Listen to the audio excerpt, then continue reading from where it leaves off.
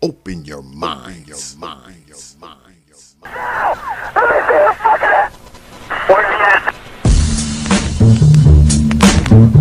of power, hours of power, hours of power, hours of power.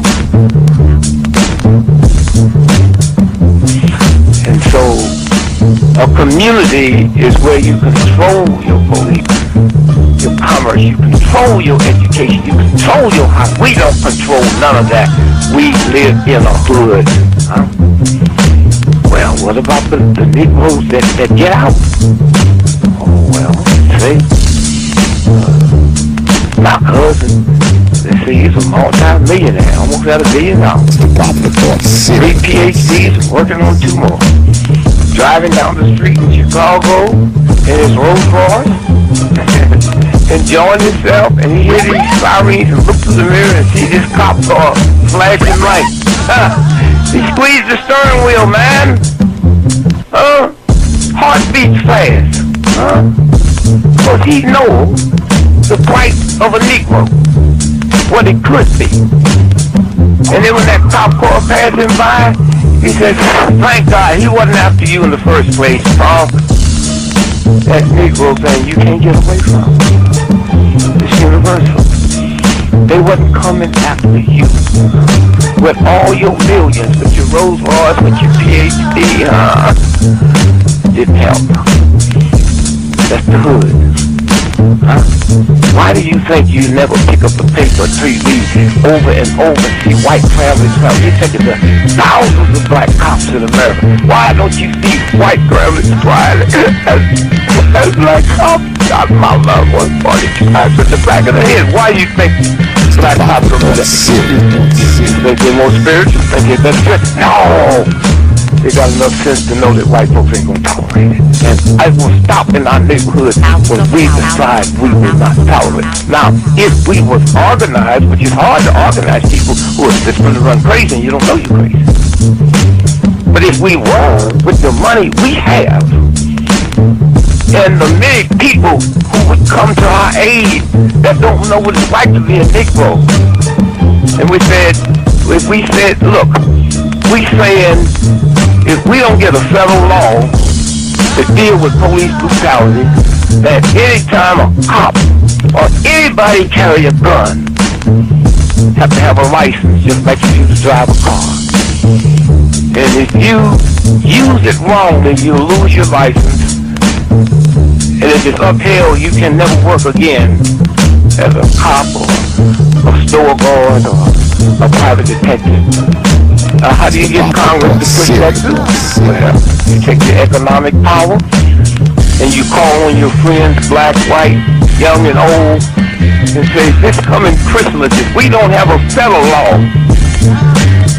to outlaw police brutality by law, if we call them for a nationwide boycott of Christmas and it'll start on Thanksgiving. Well, let me tell you what that means. 79% of all retail in America happens between Thanksgiving and Christmas. People stay in business all year, lose money just for Christmas, huh? Well, what happens now? Sack Fifth Avenue, Toys R Us, Sears and Roebuck, Weston House.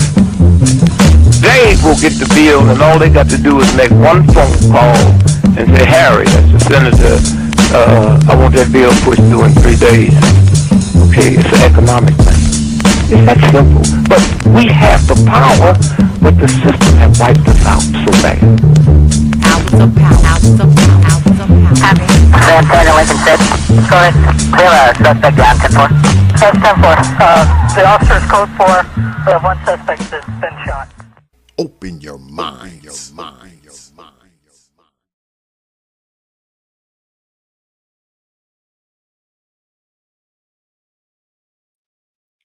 And we are back. Peace, folk. Welcome back to another edition of the Popular Thought Series right here on the old T.P.O.T YouTube page. I'm your host, X, of course, but you knew that already. That's why your black asses are here. Tonight, special guest tonight, y'all. Special guest. I have been looking forward to this one. All right. Uncle Stu, the old man on the block, is here, y'all. This is going to be a good one. But tonight, we are doing a double header. That's right. Y'all know what it is? Open your mind. Peace, folks. Once again, on the T.P.O.T. YouTube page, we are back with another hard-hitting double header.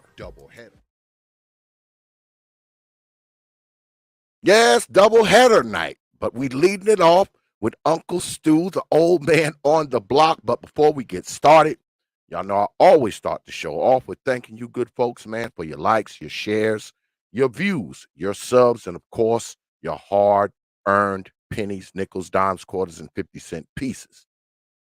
Because I realize you don't have to do it, man. You don't have to show up to these streams. You don't have to watch these videos. You don't have to sub to this channel. You don't have to like them or share them. But night after night, you good folk are here, man. And I don't take you lightly, man. I never have and I never will. You got my word on that. I'm humbled. I'm honored. I'm appreciative for all you good folks, man, because it would be nothing without y'all. All right?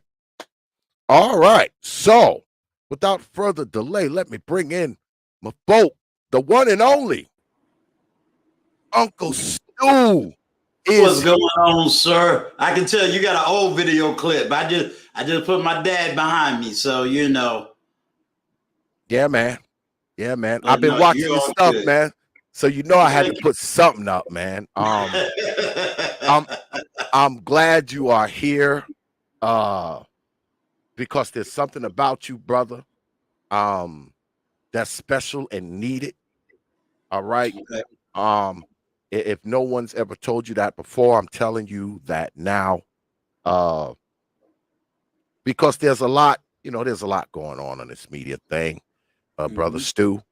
And your voice is a fresh voice, man. And I like what you have to say. I like what you have to say. So let's get at it, man. What brought you to YouTube? What wanted you to bring your message up here and talk to the brothers? And I mean, where's it all come from? Well, it originated, and I've told this story before. I was definitely skimming YouTube, just looking at YouTube. I came to YouTube by the way of TikTok because I was bored, so I was looking at TikTok videos, and all of a sudden I seen Kevin Samuels. I didn't know who he was. I just seen a brother in the suit, going off on a woman. So I came that direction, but I really didn't come up through Kevin Samuels. I came up through Tough Love, who was also a content creator that, is a veteran. And he was talking about, your story can be one more person's story. And then I was watching the lead attorney who also articulated the same thing. So they did it within a week apart. And that's what really led me to doing YouTube. As far as dealing with African American men in the African American community, I mean, I've always dealt with Black people, so that wasn't anything new. But what I was coming into was hearing some of the issues that African American men were facing. And, some of the things that I felt I can bring, not only my world experience, my fatherly experience, husband experience, ex-husband experience. I've been through a whole lot, in all the years that I've been on this earth, and by the grace of God, I'm still here. So I'm here now just to try to be a better YouTuber in order to get the proper message out and try to motivate brothers to be a better version than themselves. So who is Uncle Stu? Who's Uncle Stu, man? Uncle Stu is a collaboration of a whole lot of things. He is a man, he's a son, he's a brother, he's a real uncle in real life, he's a cousin in real life. He is a man that has been a single father, father of daughters, a man that's made mistakes, lived from those mistakes. He's a veteran United States Army. He's 16 years as a Muslim, 22 years as a Christian minister, world traveled, and now retired. And now I'm just using YouTube as my second business in order to get the word out, in order to get the message out. So, right now, after the passing of my dad, I'm getting ready to transition my platform a little bit and kind of narrow the message down, give more of a teaching style of the platform versus just a regular ministry style of the platform. And, we see where it goes from there. Mm. So I listen to you and you talk about, obviously you have a lot of life experience up Mhm. here, and not just necessarily YouTube specifically, but media in general. Do you think we minimize brothers' life experience in media? Are we too focused on the sensationalism of it all as opposed to listen to people in their real life experiences? I think it's a combination of both, and I don't want to necessarily call it a necessary evil. No one wants to hear somebody that's boring. No Mm, one wants to really hear a boring lecture or be felt that they're in a lecture or in some academic hall. So there has to be some form of entertainment. Even as an educator, you're taught, bring some type of excitement, bring something to the table as well as get your message out. Better known as the Trojan horse theory. Now, there's certain areas where I don't want to deal with that Trojan horse, where there's other areas where I don't have a problem dealing with that Trojan horse. So I'll give you an example. I'm not somebody, that's going to look for all of the entertainers and actors and athletes in order to get my message across. I believe I can come a different way, and it might be a slower way, but it is a way. So I'm going to be trying it that way.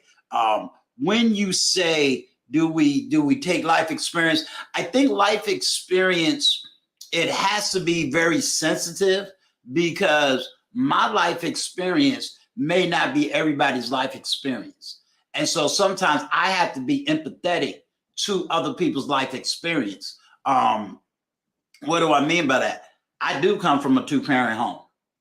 I have a generation of two-parent home background. I have a generation of, family who had wealth. Okay, not everybody has that.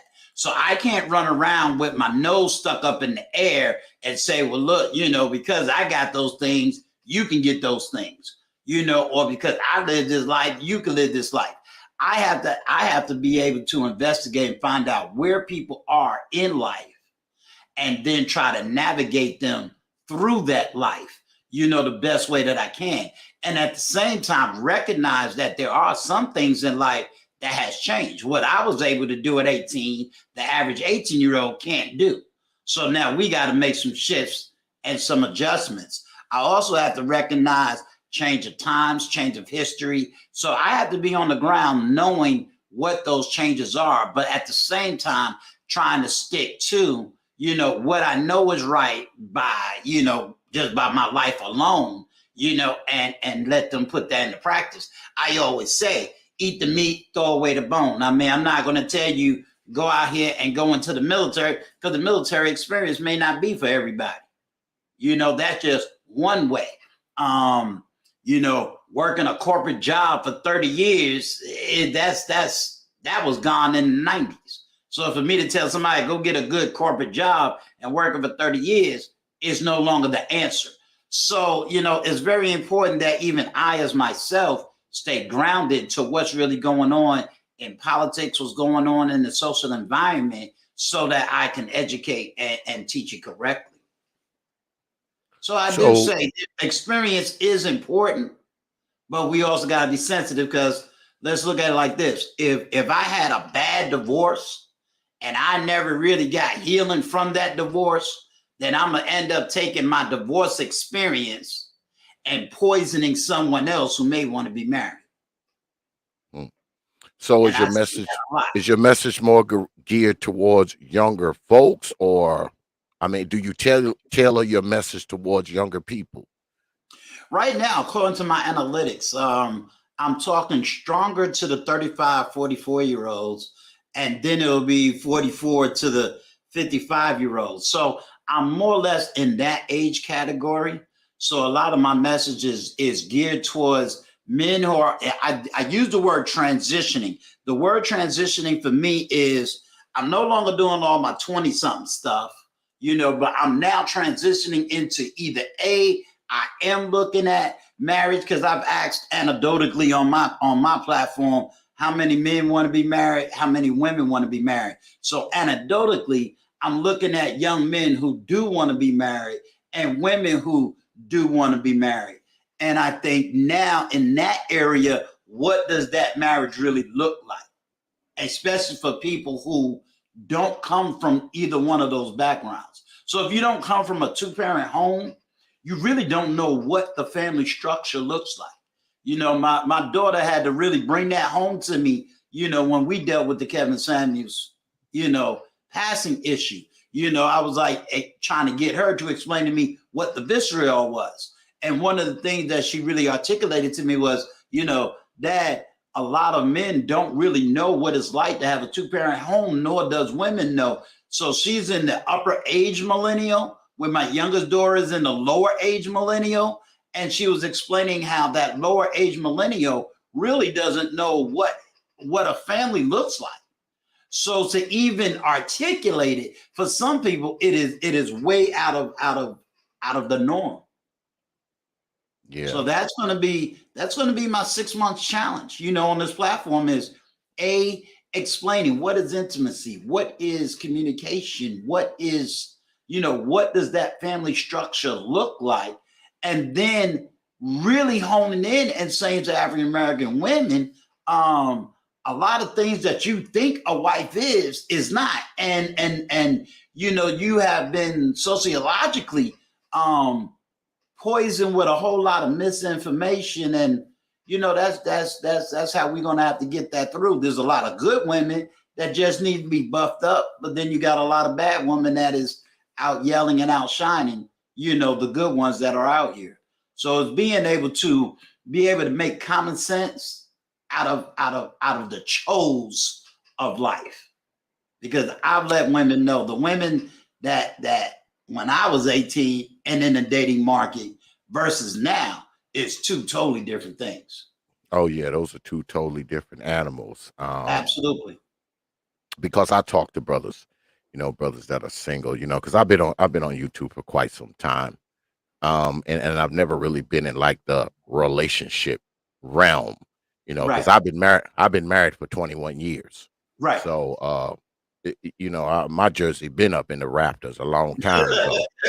So yeah, my jersey been up there. It got holes in them, often ate it up. So I kind of stay away from the relationship stuff, but I do listen, to some brothers, and Mhm. they talk about women, and because that's kind of the thing on YouTube, right? Mhm. Some of the most popular YouTube channels have to do with relationships, the Mhm. dealings between male and female. I mean, that's kind of Mhm. the niche everybody wants to be in, right? Right. So if that's what you're talking about, trust me, people are going to be receptive to it, because Yeah. that's kind But of the see, market. yeah, but I'm also sensitive to it as well. And so what do I mean by being sensitive to it? I have said and will continue to say, I'm a married man. I go home to a woman every night. I understand certain things where I won't understand other things. In other words, I'm not sitting out here being the dating guru or the next, let me tell you how to hit it and quit it. That's not where I'm headed in that direction. When I'm speaking to young men is, are you ready to now be the new man, the new husband, the new leader that is necessary? If you want to say, what are the lessons that I learned that my father didn't teach me for whatever the reason? Here are some of the lessons. What does it really mean to work in a relationship?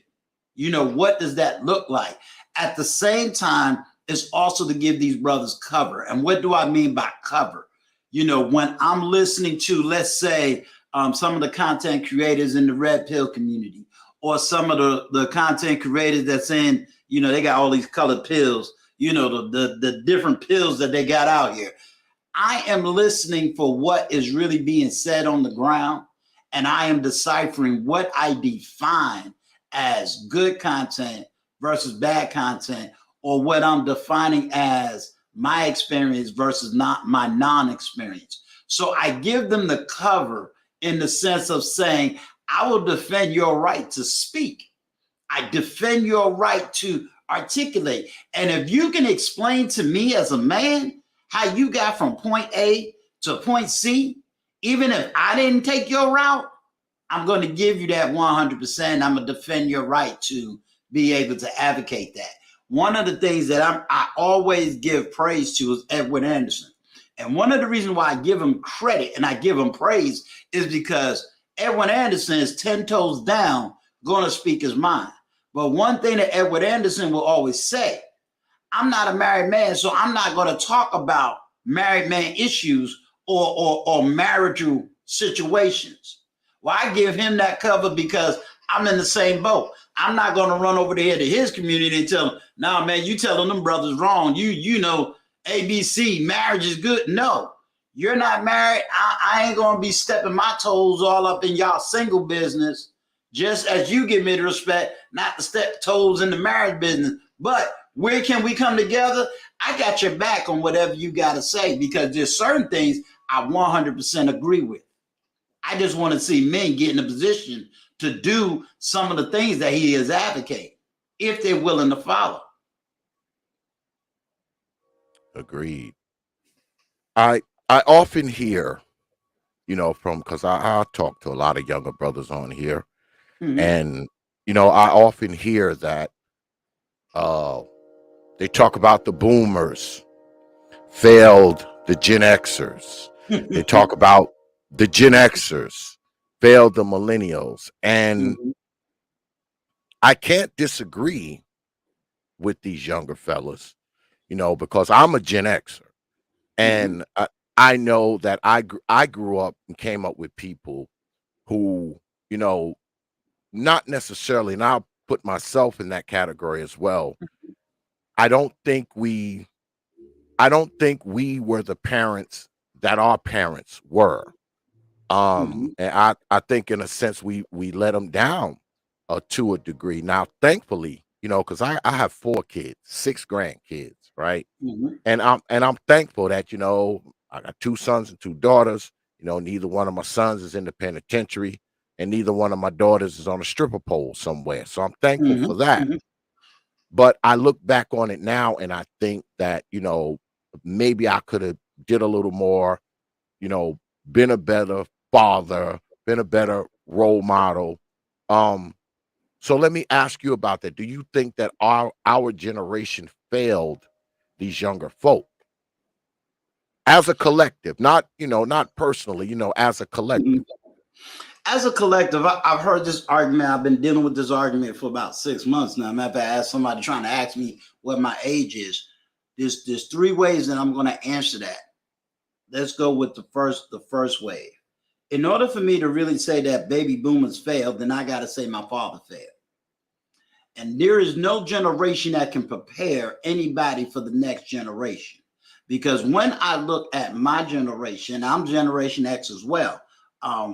There are things that we did in our generation that there is no way in the world we could have predicted the things that has taken place. There's no way in the world we could have predicted that the job market would have went overseas in the amount of numbers it went overseas. So there's no way to prepare them for financial stuff that we wasn't even prepared for.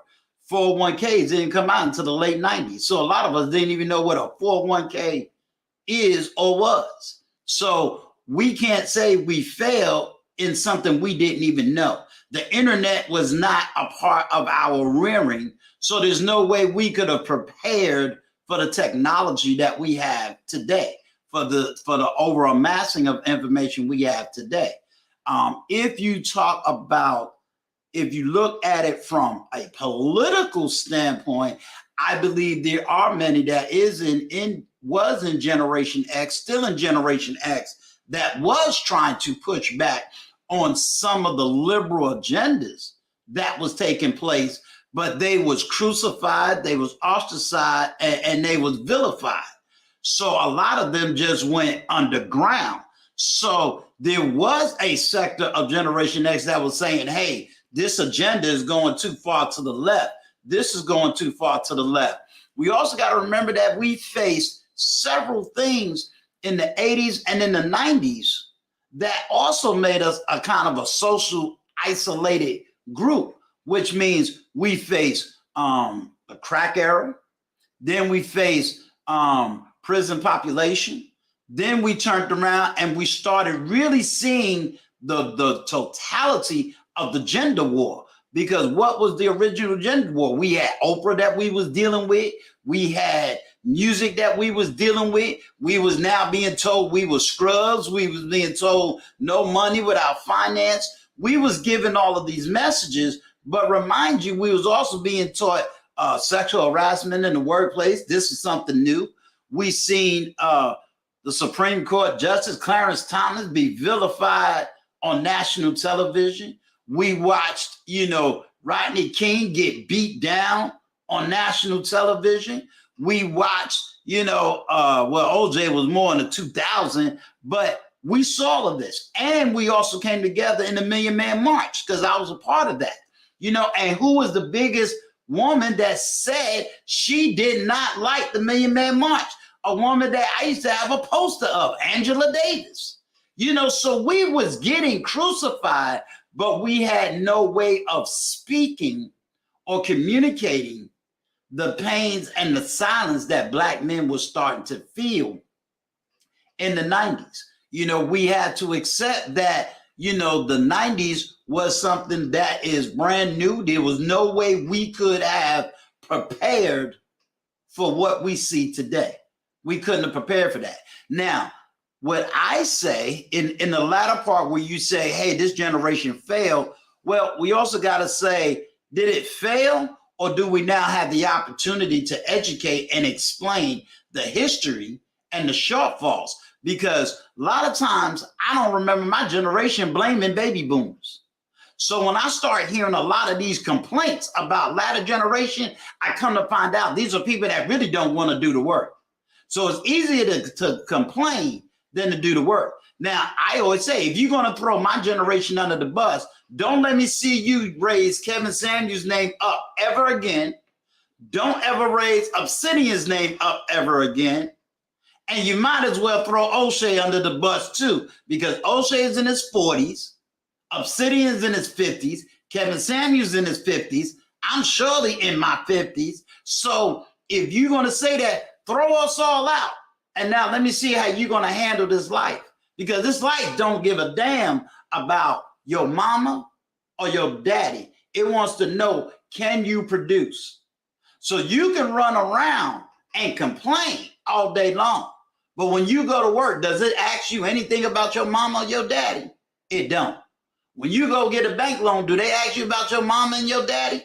They don't. When you go to start your business, does anybody ask you about your mama, your daddy? They don't. So we can sit here all day long, go back and forth as to what this generation should have did, that generation should have did. But I know a lot of brothers that didn't make it to the age of 50. I know a lot of brothers didn't make it to the age of 40. I know brothers that when I came out the military, they didn't even make it by the time I got out the military. And these are dudes I went to high school with. So here's the reality. The reality is simply this. You can complain and argue about what the last generation didn't do. My question is, what are you going to do? I can sit up here and find 1,000 reasons why I'm not successful and probably be right. But guess what? At the end of the day, did it solve my problem? Answer to that is no. So, people can sit up here and they can say, well, Uncle Stu, I don't want to listen to you because you're an old man, you don't know nothing. Okay. No problem. That's your choice and your right. That's what I raised my right hand to do. Give you that choice and that right. The question is, when you go to bed tonight, are you better or you worse? I've lived life. Still got life to live. So either you can take the knowledge and run, or you can sit there and just be where you are. But I say, if you're going to put us all in the category, then let's drop some names and say, okay, stop listening to Kevin Samuels because he's 53. Stop listening to Obsidian because he's 53. So let's just stop listening to all these dudes and let me see how you work. Because one day you're going to be 50 if you make it long enough. So you got to remember that somebody's going to call you old, decrepit, unworthy. Oh yeah, it's coming. You know, that's what they say about us. That's what they say about us, brother Yeah. Stu. Oh, you old niggas, you old niggas. Yeah. And see, the only pass that I give them is if you're talking politically.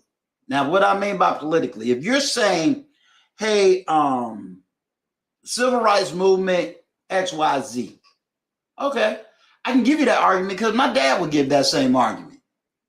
But the question at the end of the day is, now that you done found every mistake in history, what are you going to do about it now? Because you can't go backwards. You can't take the genie out the bottle. So what are we going to do now? And that's my whole argument. You can tell me you can look at my whole timeline and say, you did this wrong, did that wrong, did this wrong. Fine. But we here now. How are we going to solve the problem now?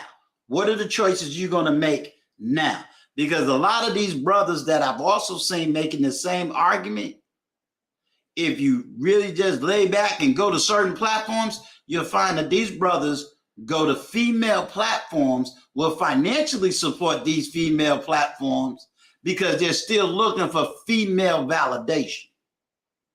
So who are you looking to validate you? When at my dad's funeral, I made it very clear, just like my cousin made it very clear when my uncle passed away. We felt like a men when our fathers validated us. We are men when other men recognize us as men.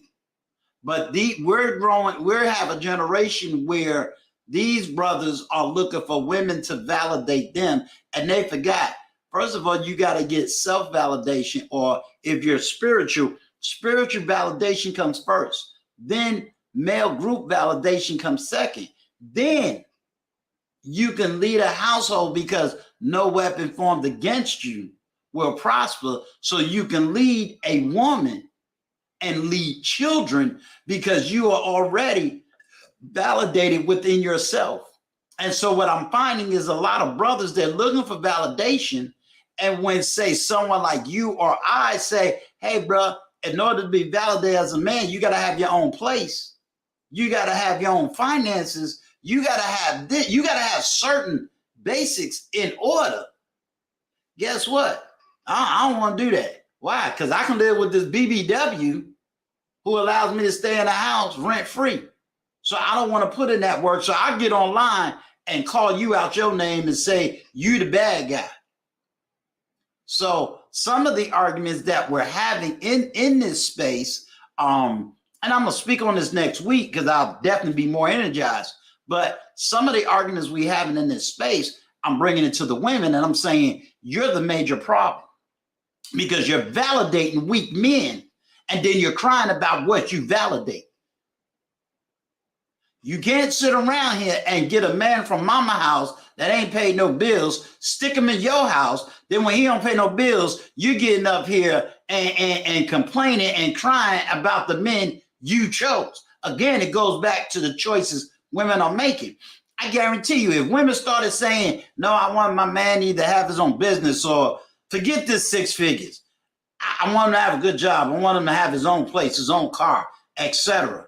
I guarantee you, half of the problems we got will be dissipated quickly.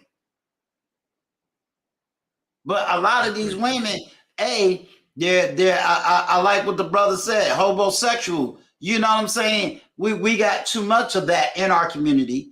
Then what I'm saying to brothers today is, you have to work for the respect you want. Now, what do I mean by work for the respect you want? I don't care if you want to go overseas. I've been overseas. I know what it's like overseas. But if you don't fix yourself in America, you're going to find yourself in the same problem going overseas. So make sure that you right here, then travel the world and see all of the people you want to see. But just make sure you do it with the right mind, right heart, and right intention. Because the same games that's being run in America is being run overseas too. And if you bring her back to America, she's going to be under American laws. She's not going to be under her country's laws. So we have to recognize there's certain laws that she is protected with here. Those laws don't carry in certain areas of Africa, certain areas of Philippines, certain areas of China. So you got to understand that she's also under certain obligated laws there that she wouldn't necessarily be obligated to here in America. So, you know, it's a whole big dynamic that's taking place. Yeah, I mean, when it comes to, the development of men, because I'm big on that. I listen to some people, man, and this dude, he's still living with his mom. He's 37. He's down in mom's cellar, and he's sitting on this YouTube trying to tell other people about manhood. And it's Right. like, okay, because number one, right? I'm a true believer that the first person to take your advice should be you. Okay. Mhm. So if you're doling out advice about being a man, about getting women, even about getting money, all of that, you need to already be doing those things before you start telling me to do those things. All right. And I think what happens is media, not just YouTube, but all media kind of has people so we can just be these characters. We can come up here and we can tell you we're a damn astronaut. We work for NASA. We could say anything. The Right. burden of proving it is on the people who are watching.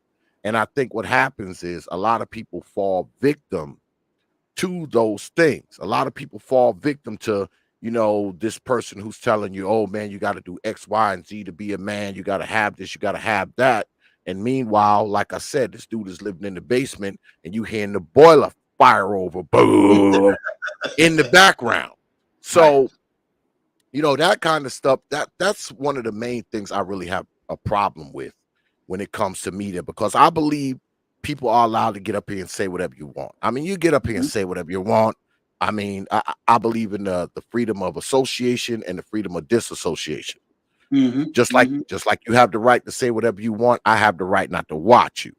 So I'm not one to watch your channel and complain about it in your chat room. I'm not going to be that guy. All right. I'm not going to be in your comment section if I don't, like your stuff. Right. I got people that I'm subscribed to that I haven't watched in 7-8 months, because I don't really have the time to watch everybody that I'm subscribed to. Right. But what I think often happens is many a times I think that we kind of overblow our own effectiveness up here at times. I think sometimes we don't have a full grasp on how much influence we have or influence we don't have. And I think that's a problem at times too, because we can't really gauge, fully what we're doing up here all the time, whether for good or bad, because media is tricky like that, right? I mean, you have ebbs and flows. 1 month you're doing good, the following month you ain't doing nothing. And I guess it's all based on what you're talking about, and timing's everything, right? Like right now, I know I'm probably up against a lot of my people. A lot of my people are probably streaming right now, and a lot of us share audiences. So a lot of people that would be listening to me right now may not be. Why? Because they down the hall listening to one of my people. That's the nature of the beast. So I try not to take this too seriously, because number one, my ass too old. Number two, I've been at this a while and I've seen the trends. So let me ask you, do you want to take your YouTube platform in a direction where it's big? I mean, is that the goal for it to be big, a big platform, or are you just here sending out the message to whoever wants to hear it, regardless of the numbers? I'm gonna say a little bit of both. Growth to me allows me to know that I have a larger reach in the sense of reaching people. Um, but with growth come responsibility. So I like to believe that I am growing as I begin to mature in this area of YouTube, in producing content, in developing what needs to be developed. So I'm learning in the midst of the development, as well as trying to find, those individuals who can take certain things off of me so that I can do bigger and better things. So I'm still building a team of people that can do certain things so that I can concentrate in other areas. So I like to believe that each level that I'm able to get to and be able to speak to, that's what, if I say my higher authority just wants me to speak to until I'm able to develop and master certain things. You could grow too fast and lose yourself in the growth. You could grow just the way you're supposed to grow, slow, and you might be right on target with everything that you're doing. I like to say that, part of my, some people say, hey, you're growing right on time. You're almost at 2K. You're doing good. What someone else might say, nah, you still got work to do over here, work to do over there. So for me, I love the learning and the growth part. So the behind the scenes aspect of this YouTube. But again, I say it's a combination of both because growth allows you to know that you got a better reach. And again, you want to make sure that the people you're reaching, you're helping. So I'm very big on making sure that I'm responding to comments, responding to emails. Those are the only things that will never be dished out because I want to hear what the people are saying. I want to know that this video did good or the video did bad. Or I've had people who said, hey, I like what you did over here, and then gave me some other talking points to even think about where it was like, hey, I never thought about that. So I might have to put that, in a later video on a supplemental video.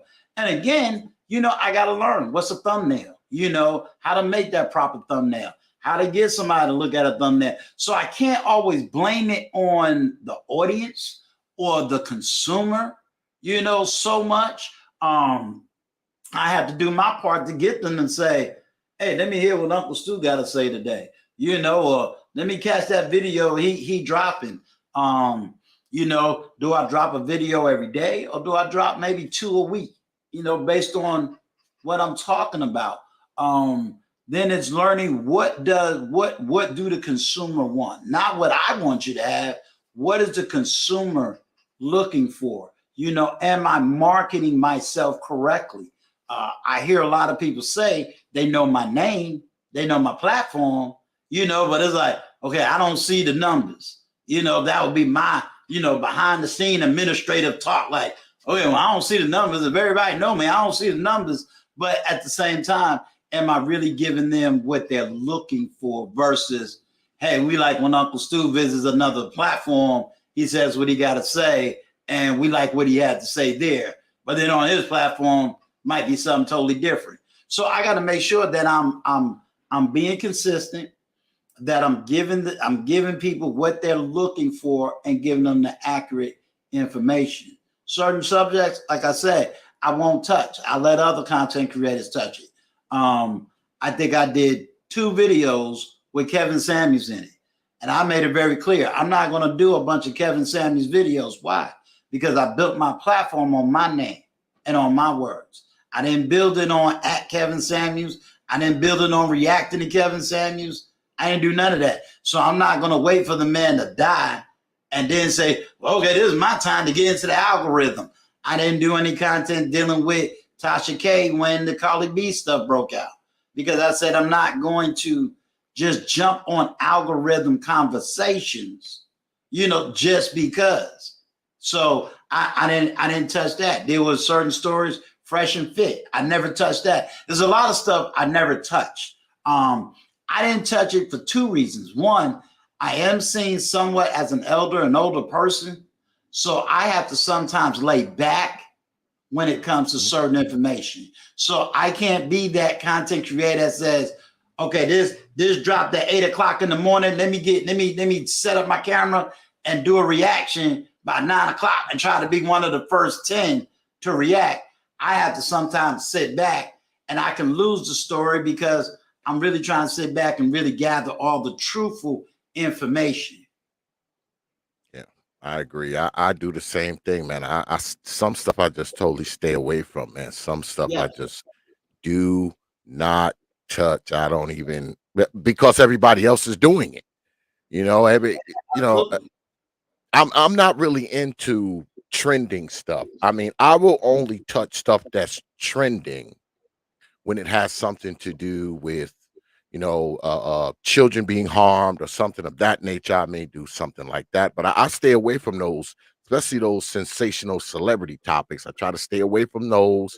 I because like I said, everybody else has done it. By the time I get my old ass up here and do it, 50 people have already done it already anyway. So Exactly. they they make it so there's nothing left to say. I mean, you got 50 people doing a topic, you come on and do the topic. What else are you going to add to it?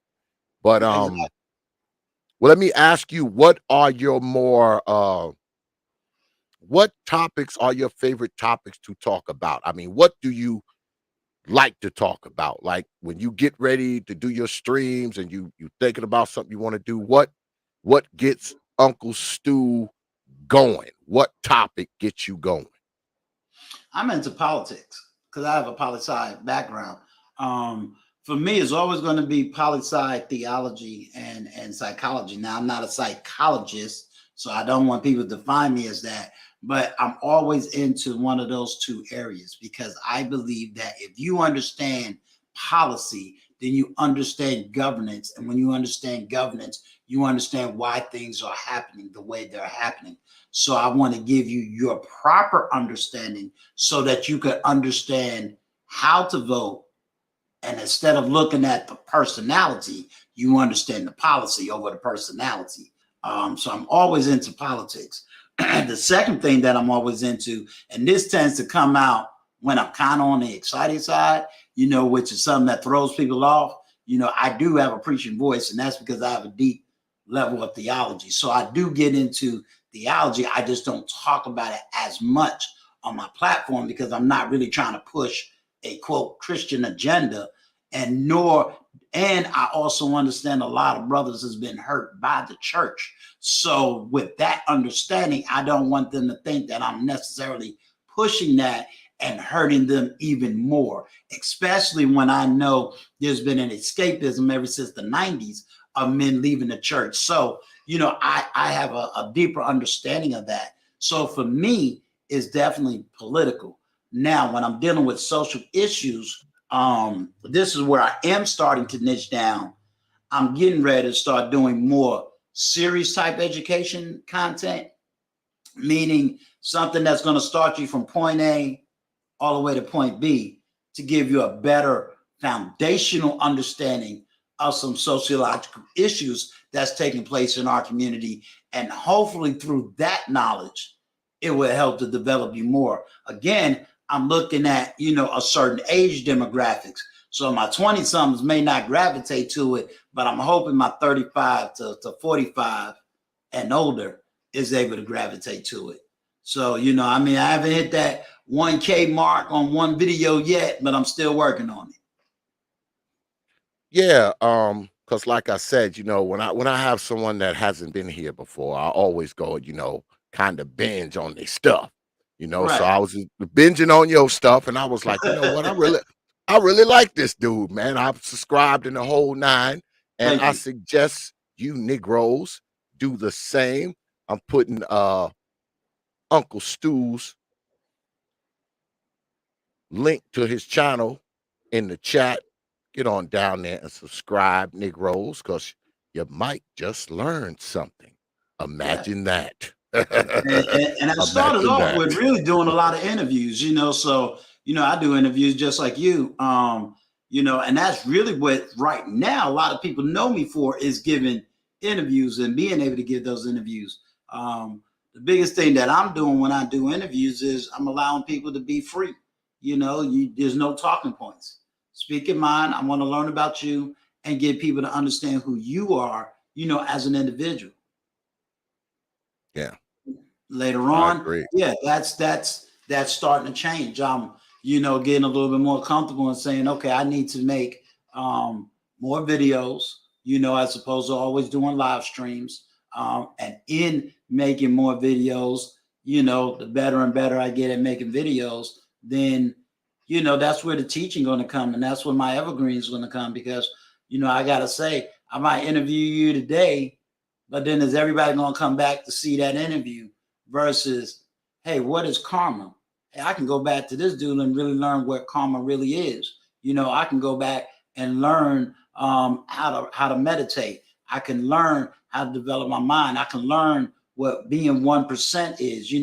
We think of 1%ers as, either 1% of the wealthy, 1% of the military. But a lot of people don't think of the 1% in development. So, there's so many different things that I just want to be able to do videos and teach.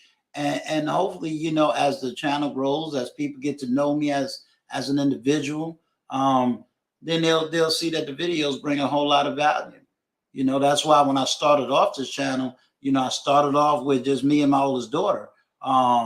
We started that way because that way everything that you need to know about me that's dirty is already out. So you can make videos and start saying, well, Uncle Stu didn't do this, and Uncle Stu that, and Uncle Stu this. No, we already got all that out. So now we're moving on to a whole new chapter. Oh yeah, because So you'll you get get to accused of see, everything. But yeah. see, don't you So don't you don't have to worry about that. You don't have to worry about that for a while, right. because and it's crazy because the person who told me this a while back was Brother Samuels, believe it or not. He told me, Mhm. he said, X, he said, you'll be fine till you get to about 2,500, 3,000 subscribers. He said that's usually when the BS starts. And when he told me that, I might have had, I don't know, 500 subscribers. And I was like, Mhm. oh, Brother Samuels, I ain't worried about that, man. Let me tell you something. As soon as I got to about 2,800 subscribers, that's when the BS started. Like, Well, I'm gonna tell you an irony. I ain't even at 2K and I already had it done. oh, it's already hit you. Oh yeah, Already oh yeah, happened. and it hit me in the most dirty. Yeah, it hit me, and it hit me in the most dirtiest of ways. But again, I have to keep the ball going. But yeah, I had someone who went real dirty. But it's all right because you got to go that low because you can't produce content. Ain't nothing I can say. So I just keep it moving. Yeah. Yeah. But I yeah, mean, but I, it's all TLA gave part me of the it. same thing. He said it wouldn't hit me until 10K, and next thing you know, I wasn't even at 1,200 when someone came after me and came after me hard. Yeah. Yeah. You That's know, but that's what we sign up for though, right? Because it is basically to we in the make your public. peace. Yeah, Yeah, you in the yeah, public, you open for public scrutiny, and unfortunately, you're up for public slander. yeah, Um, it just comes with it. It's part of the deal. Uh, the best thing you can do is kind of ride it out. Especially when people coming at you from from an off angle. It's like, some people, man, I didn't even answer. I didn't even respond. It's like, for what? Say what you want to say, man. Do what you want to do. Like, Well, because some things you don't have yeah, time for. exactly. See, one of my greatest arguments is let them come to my channel and let them see. You know what I'm saying? So if you think I'm cuckoo, then look at the channel. Look at the conversations. I don't talk about people, don't need to talk about people. If I Mm, disagree with a talking point, I'm just going to make a video. But then I have to argue, am I really arguing the talking point, or is their talking point good? I just didn't live that narrative. You got some people that is on here and they're able to get subscribers just talking about you. Yeah, I mean, let's be honest. A lot of people built their platform off of negative things about Kevin Samuel, whether it was true or not true. They built Yeah. their name off of crucifying him. Now he's no True. longer here.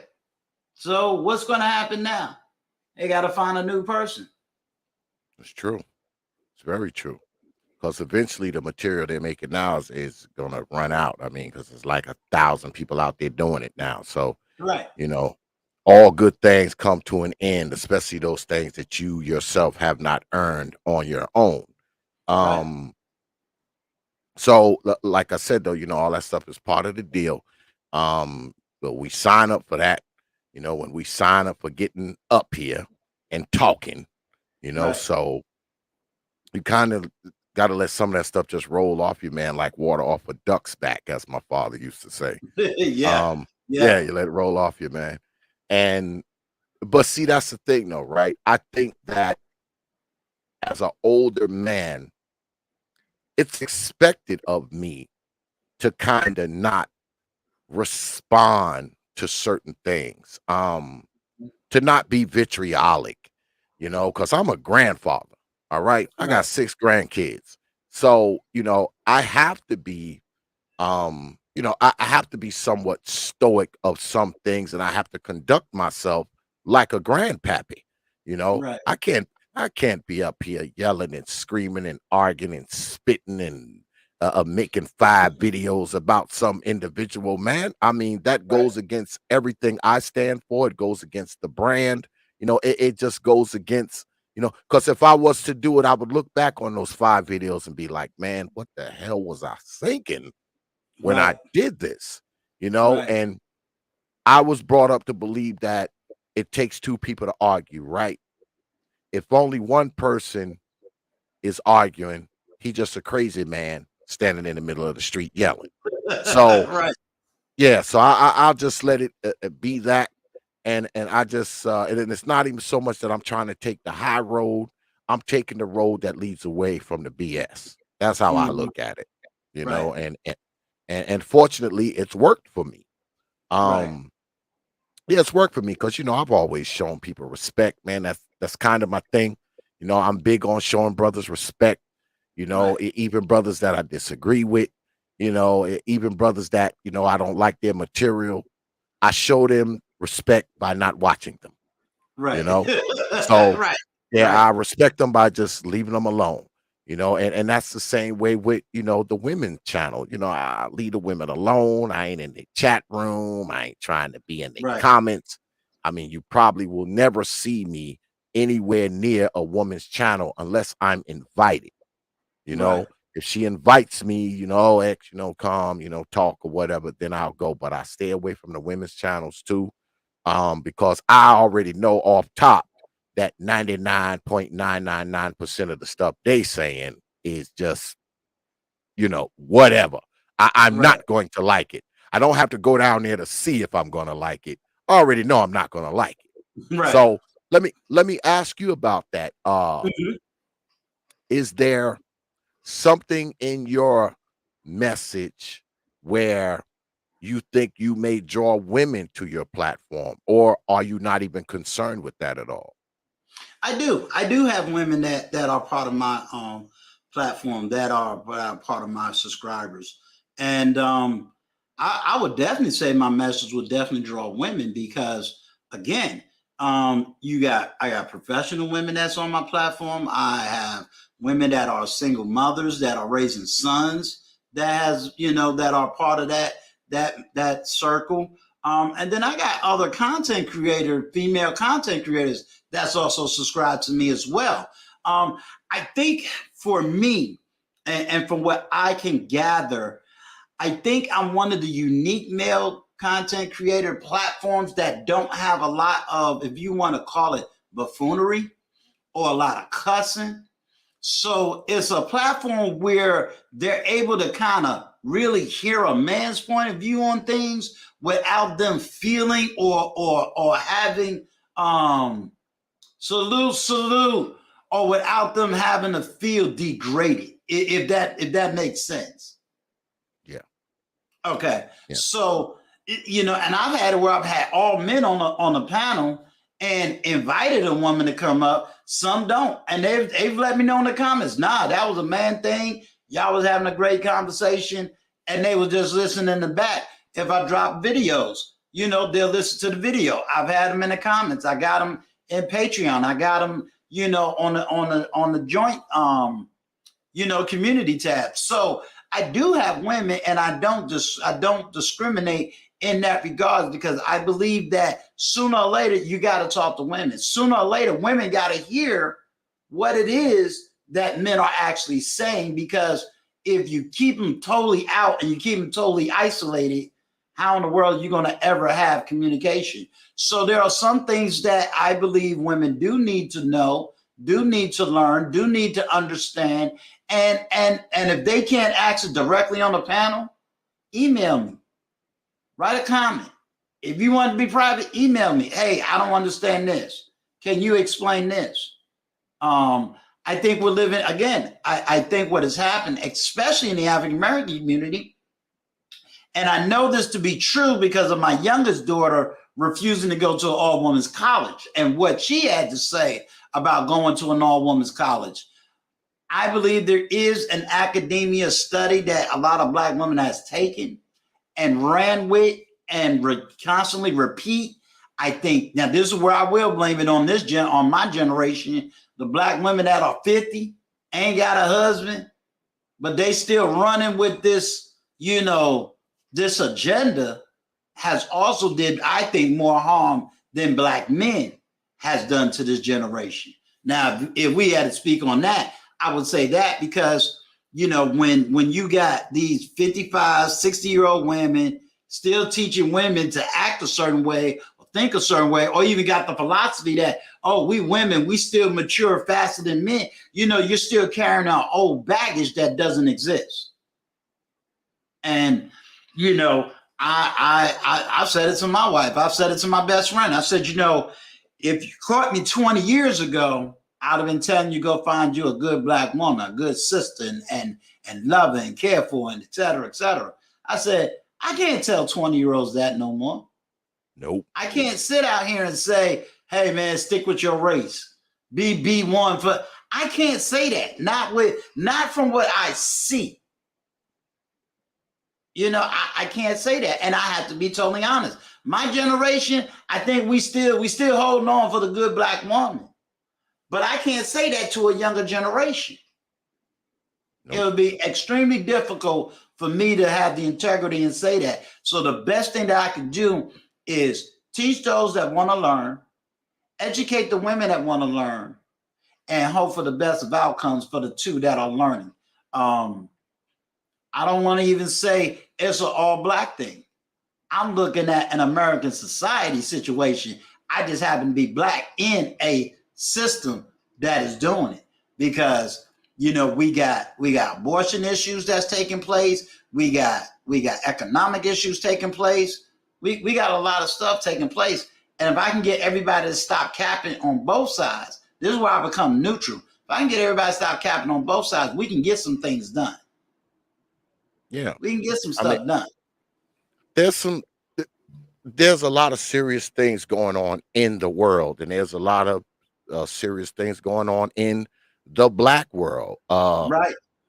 But I think what often happens is, we find ourselves focused on a lot of the wrong stuff at times. And it's not easy to get people to be focused on particular things, even though they're very important, because people want to do what they want to do. They want to think about what they want to think about. They want to talk about what they want to talk about. Mm-hmm. And usually what I think we're doing, especially when you're up here, on media, you're trying to change people's minds. And and in a lot of cases, it's easier to change a diesel engine inside of a Mack truck than it is to change someone's mind. Correct. So oftentimes we find ourselves, we kind of skating, we kind of ice skating uphill in the whole nine. And that can wear on you, especially if you start to think that you're not seeing the results. So one thing I like to say is, when it comes to this platform, I say, well, get what you can get out of it. All right. And even if you didn't get anything out of it, that's okay too. That's okay too. Mhm. Because not all of us are going to be able to reach all of you. We're Right. not. I may reach a person that you can't. You may reach a person that I can't. You and I together may not, we can't reach this person at all. All Right. right. I mean, that's Right. it is what it is. And here, especially when you're talking about YouTube, a lot of times it's a crapshoot, man. Depending on what night of the week it is, what you're talking about, and what time you come on. Right. So all of that plays into it. Um, but I know just from binging on your stuff, man, I see your channel going a long way. Uh, you've got a Thank thing about you, man. You remind me of those brothers who used to hang out with my old man, coming to the house and barbecuing and sitting in the middle, man, and just dropping the gems on the brothers, and the little kids are there, sneaking around trying to listen to what they're talking about. That's kind of what you put me in the mind of. So I mean, yeah, I see your channel going well, man, and I appreciate you, man, making time, for us tonight and heading up the double header. Uh, so Not a problem. what nights do you usually come on? Tell the folks when they can catch you, what days, what time, when can they catch you? Yes, some of this is about to shift. Normally I do my lives Monday, Wednesday, and Monday, Tuesday, Wednesday, and based on who I'm interviewing, on a Friday, and I've given my weekend up, just so I can, be at home and kind of, digress. But my schedule is about to switch up. So right now I'm doing interviews Tuesdays and Wednesdays, but I'm going to be trying to drop real videos on Mondays and Fridays. Based on exactly, what the subject matter is. Because, like I said, I had to do some shifting in the platform, and I'm trying to, get some people that can take certain projects off my hands so I can concentrate where I need to concentrate. So I'm trying to redevelop, trying to get OBS so I can develop, doing streams using OBS instead of StreamYard. And again, trying to, I got this new card so I can upgrade my computer system so I can start doing a little bit better when it comes to videos. So Tuesday and Wednesday is when I'm going to be doing interviews, and I'm trying to schedule with Monday and Friday. I'm dropping more of the academic, content and whatnot. So I'm trying to drop more videos as well as live streams. So have you circumnavigated the learning curve? I know for me, when I started doing this stuff, I had to figure out this and figure out that, and the audio and all that. So have you circumnavigated the learning curve yet? Now I'm still learning. What they say, still building as I fly it. So I'm still doing that. Yeah, I'm enjoying the learning, and that's why I said, I'm, right now I'm trying to get somebody that's going to take some weight in the administrative side. Yeah, if I can get that administrative side, taken care of, then I can definitely work better at the production side. That way it gives me more time to study, more time to, put things together in proper order, make sure that I'm delivering the message correctly. I don't want to get so comfortable where I'm just throwing up a live stream and just live streaming. I do believe that a lot of my people love live streaming because they want to see things as they're happening. But Oh I yeah. really think the quality of the work and the real work is when you can throw up a 5-minute video. That way you're not stuck to the live stream like, well, I ain't gonna be able to hear Uncle Stu, so he's gonna talk about 2 hours, or he's gonna talk for a certain amount of time. And some people don't have 3 hours to listen to me, or to listen to, any particular individual. But if I can give you a good knowledge within, 5 minutes, 6 minutes of your time, then you'll be right on point. Oh yeah, you can put a lot into those pre-records, man, and you can edit out, when you make mistakes or say something crazy, you be like, you know what, I'm taking this out. Live Right. stream, you can't do that. You say Right. something crazy, it's just out there, you have It's to out trim there. it out That's right. later. Yeah, it's out there.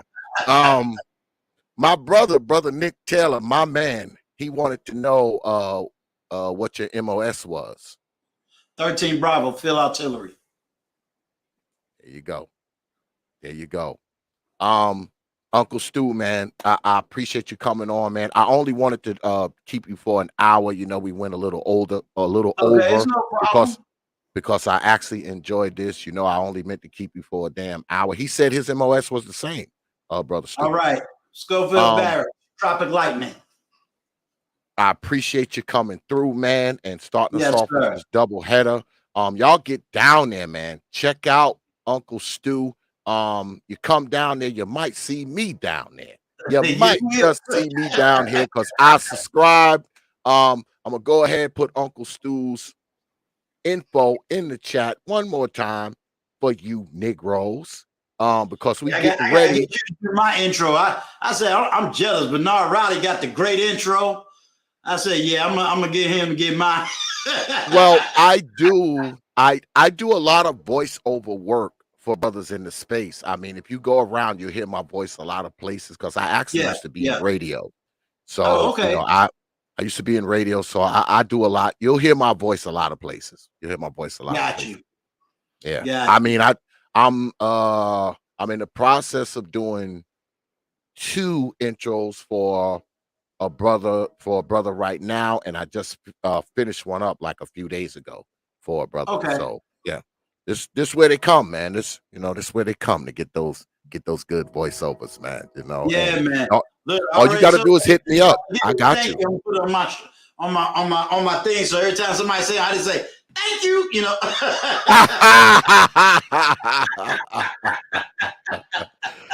But yeah, you know, whatever you need, man, just hit me up. You got my email now, man, and you know, whatever you need, man, I got you covered. Don't even worry All about right, it. appreciate Don't even you. worry about it.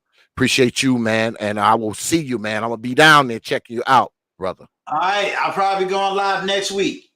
All right, Uncle All Stu. right. Peace. Thank you for inviting me. I enjoyed myself. You got it, man. Peace. Peace. Yeah, y'all. Uncle Stu, man. Get on down there and check Uncle Stu out, man. I've been binging on Uncle Stu stuff.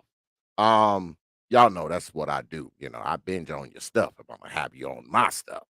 And he's got some good material down there, man. And you know, Uncle Stu isn't as crass and vulgar as me.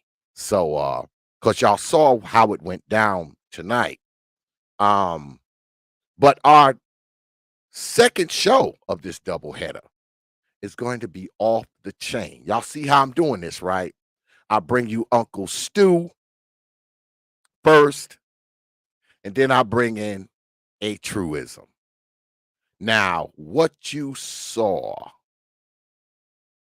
now prepare for, I mean, the total opposite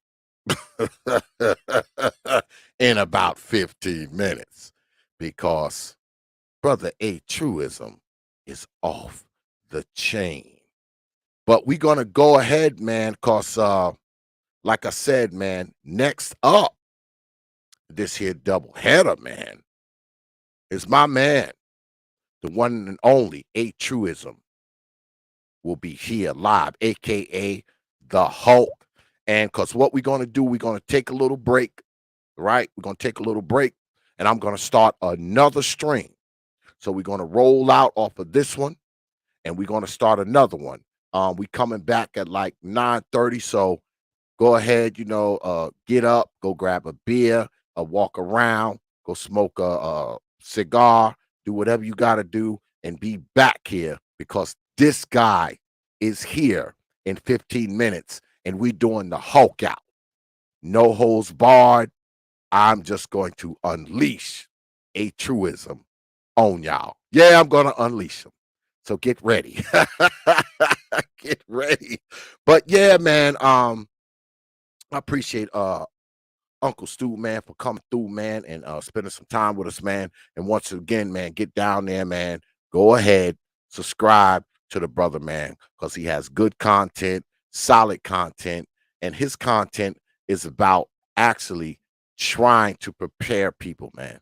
Just like it says on his moniker, man. He's trying to prepare the next generation for success, man. He's trying to head you toward success. And I think that is a very good message for anybody to have. So shout out, man, to Uncle Stu, man. And shout out to y'all, man, for coming through, man, and sticking around. Like I always say, man, I don't take your good folks lightly, man. I never have, and I never will. You got my word on that. So what we're going to do, we're going to go ahead, man, and break out, but we'll be back in about 15 minutes. So just go ahead, jump over to the other stream, and we'll be back, man. We coming back, man, with a truism, man. Words of the storm crow, the Hulk out. All right. All right. So with that, I will leave you good folks, at least for the next 15 minutes, with 3 words, you know, like I always do. Bring your asses back here. Open your minds. Hours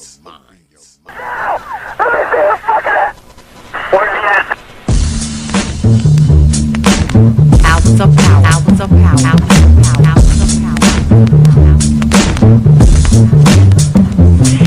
And so a community is where you control your police, you control your commerce, you control your education, you control your house. We don't control none of that.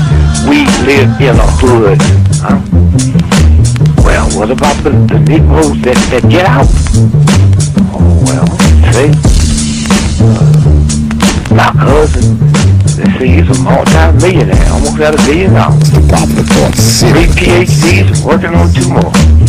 Driving down the street in Chicago in his Rolls Royce, enjoying himself, and he hears these sirens and looks to the mirror and sees this cop car flashing lights. He squeezed the steering wheel, man. Heart beats fast. Because he knows the price of a Negro, what it could be. And then when that cop car passed him by, he said, thank God he wasn't after you in the first place, punk. That Negro thing you can't get away from. It's universal. They wasn't coming after you. With all your millions, with your Rolls Royce, with your PhD, didn't help. That's the hood. Huh? Why do you think you never pick up a paper or TV over and over and see white families? You think it's thousands of black cops in America. Why don't you see white families crying as black cops shot my loved one 42 times in the back of the head? Why do you think black cops are that?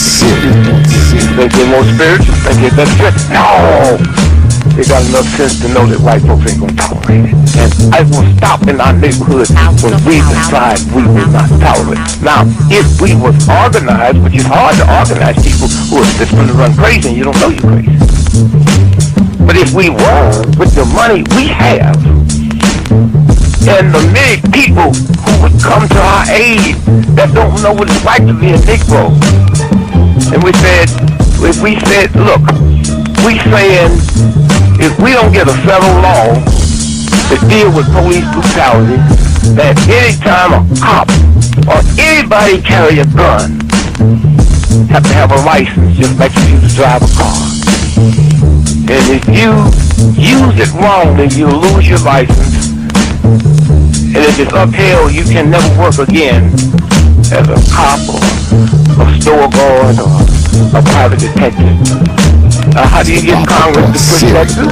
Well, you take your economic power and you call on your friends, black, white, young and old, and say, this coming Christmas, if we don't have a federal law to outlaw police brutality by law, then we call them for a nationwide boycott of Christmas and it'll start on Thanksgiving. Well, let me tell you what that means. 79% of all retail in America happens between Thanksgiving and Christmas. People stay in business all year, lose money just for Christmas, huh? Well, what happens now? Back Fifth Avenue, Toys R Us, Sears and Roebuck, Weston House.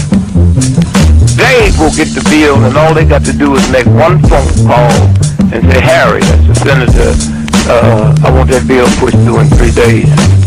Okay, it's an economic thing.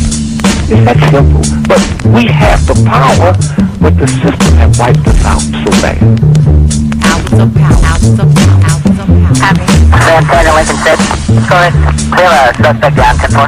That's 10-4. The officer's code 4. We have one suspect that's been shot. Open your mind.